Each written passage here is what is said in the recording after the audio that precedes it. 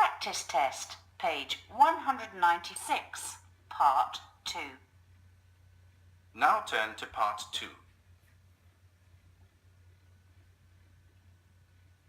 You will hear an interview on the radio with a man called Franklin Barker, the director of an intensive English language school for foreigners in London.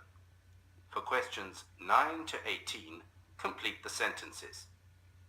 You now have 45 seconds to look at part 2.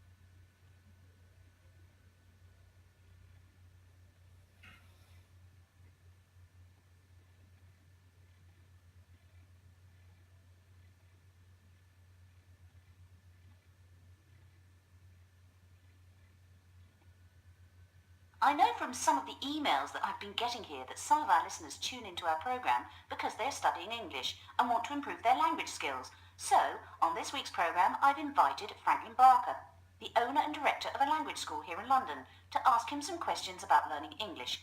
Thanks for coming, Franklin. Thank you for having me here. Let me ask you a question.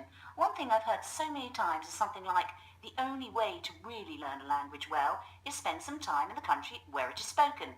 Is that true? Well, let's put it this way. The only way to really learn a language well is to actually use it wherever you are. Of course, it's easier to find chances to speak English in the UK than it is in, say, Brazil, for example. But I've met lots of people with excellent English who have spent little or no time in an English-speaking country. But studying in an English-speaking country is the fastest way to learn English, right? Not necessarily. It's a great opportunity to learn.